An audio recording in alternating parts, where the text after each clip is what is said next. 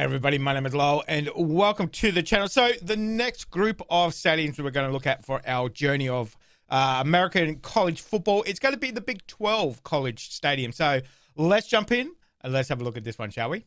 The third conference we've pulled out of the hat is the Big 12, which, as the name suggests, consists of 12 big teams. Hang on, but I've only got 10 here. Have I mixed it up with the Big 10?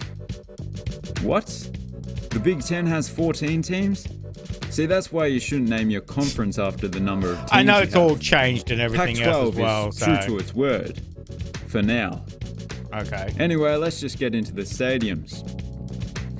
We start off with Amon G. Carter Stadium, home Fort to the Worth, TCU Texas. Horned Frogs. 47, okay. Although this stadium did open in 1930, Frogs. most of it was demolished in 2010.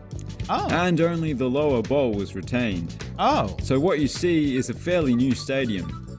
And an absolute beauty in my view. Okay. It has a lovely brick exterior, but it's buff brick, which is a lighter shade than what you would usually see on a college very stadium. pale. What's the dome? And it's even better on the inside, with a huge 3-tiered stand on the western side, and there's even a little bit of covered seating on the east. Yeah, not much. 3 rows. Okay. Bill Snyder Family Manhattan, Football Stadium, Kansas. home to the Kansas State Wildcats. Ah. If the last one's exterior wasn't interesting enough for you, how about a limestone castle? Ooh. Wow. Actually, a castle-like exterior is surprisingly common in college football. Well, On the inside, Colosseums, it's fresh I guess. off a major renovation. Well, it might still be ongoing, K-State. but when it's done, it will look like this. Oh. It's just one of many stadiums in this conference that have recently been renovated / currently undergoing renovations. Who's the Vanier family? I don't know who they are. Boone Pickens Stadium, Oklahoma. home to the Oklahoma State Cowboys. It's named after the late T. Boone Pickens, a wealthy donor. You mightn't like a stadium being named after a rich guy, but it's completely understandable. He donated over $500 million to his old school over the years. Holy snap. That is mind-boggling.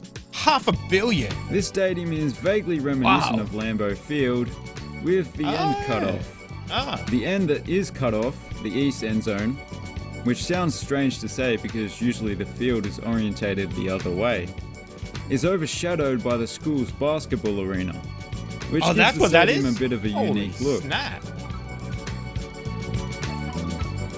Darrell K. Royal Texas Memorial Stadium, home to the 100. Texas Longhorns. 100,000. Just like last week's video, the saying "everything's Oh, bigger in the Texas" Longhorns. rings true. Okay. Because just like Kyle Field of the SEC, this stadium is the biggest in the conference. And just like Kyle Field, it has a nice brick exterior. It's quite incredible that it has a capacity of over 100,000, given that the south end zone has hardly any seating. However, it is currently undergoing a major renovation that will fully enclose the field. It will also mean the replacement of the iconic Godzillatron video board. The renderings look incredible and it's expected to be completed this year, but the capacity won't actually increase significantly. Ah, okay. They must just be rearranging some seats. David Booth, Kansas Memorial Stadium, 47. home to the Kansas Jayhawks.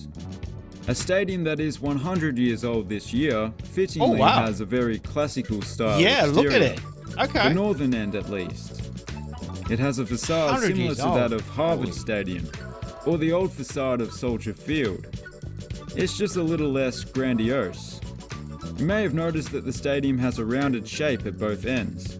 That's because for the longest time it had a running track around the field. It was only removed in 2014 after a purpose-built athletic stadium was built. Okay. Other than that, the stadium is quite simple, but good. I kind of like the field with the rounded edges. Kind of looks good. Gaylord Family Oklahoma Memorial Stadium, home to the Oklahoma Sooners. Now, I know what you're thinking. Oklahoma What's with the who? name? But don't be so immature. There's nothing funny about the name Oklahoma Sooners. Sooners? I don't know what a Sooner is, but I'll find out sooner rather than later.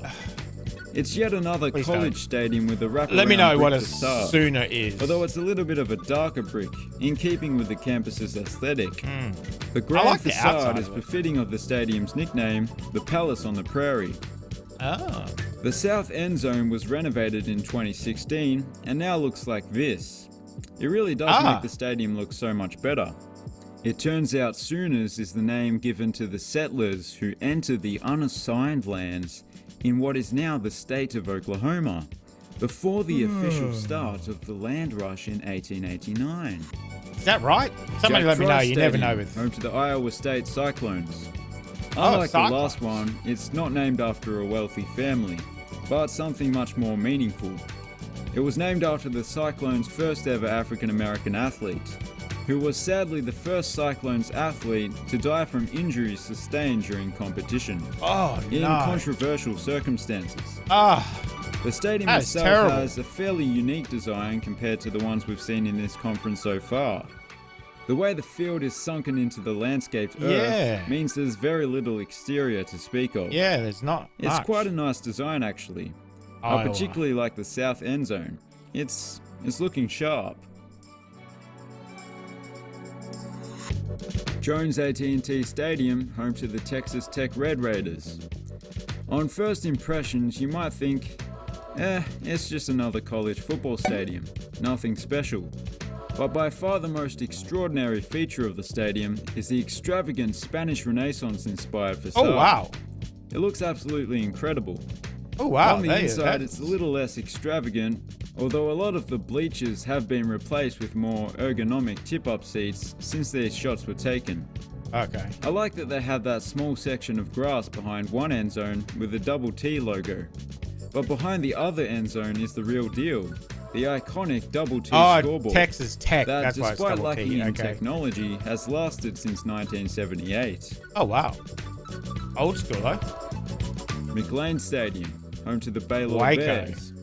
Oh, As with Baylor. many typical Okay. college stadiums, McLean Stadium is in the shape of a horseshoe and has plenty of brick on the exterior. But that's where the comparisons stop because this place is far from typical. Yeah, that's especially huge. the wraparound roof canopy that shades some of the seats. It also helps keep the noise inside the stadium. The open air there's nothing else around. I guess there's a couple as of well as houses. a huge video board. Combine that with the backdrop of the Brazos River makes for a view worthy of a postcard.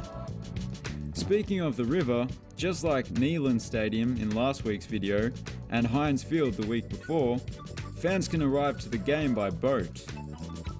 This has to be one of the most extraordinary college stadiums going around, all things considered. Milan Posca Stadium, home to West Virginia. 60,000. Okay. Mountain I don't know Ears. if you Okay. could tell, but that isn't the original song. That was actually me saying ears, to make it sound like mountain ears instead of mountain mama. It was seamless, I know. And I do believe they pump that song through the speakers every game. Not my remix, the original. To the stadium now, the design was based off Jack Trice Stadium. In particular, the way the field is sunken into the ground, so only the upper decks are above ground. Yeah. But renovations and expansions that have occurred since it was built have distinguished the two stadiums from each other significantly. But I do kind of like it sunken in. There's quite a few of them like like a nice that. leafy area as well. But I guess that could be said for most of West Virginia. And those were the big Oh, that's it? 12 college football stadiums. Okay. If you enjoyed the video, please consider subscribing. Thanks for watching. Have a good Okay, so somebody let me know if that's true what you're saying about the Sooners, Oklahoma Sooners. You never know with this bloke. He comes out with some interesting comments as well too. So I do like the way that some of those stadiums are sunken into the ground too. So we saw that with Michigan, I want to say. I think that's right. But yeah, that was a good one. So that was the Big 12. But there's 10. I know all the conferences are kind of changing in as well too. So we'll get to that as well. We'll get to all those changes before the season starts. So I am trying to look into hopefully watch the season, at least a couple of games because obviously we don't get them all here in Australia. So I'm trying to figure out how to get them. So I think I'm almost there. I think I'm almost there. So I know obviously they start at the end of August. So obviously we'll be looking forward to that. So hopefully we'll get some watch parties going for those. So let me know if you enjoyed that, guys. Thank you very much. Obviously we've got more stadiums to go. So make sure you stick around for those. In the meantime, make sure you stay safe. I'll definitely see you in the next reaction video. Did you enjoy that video? Why not watch another one?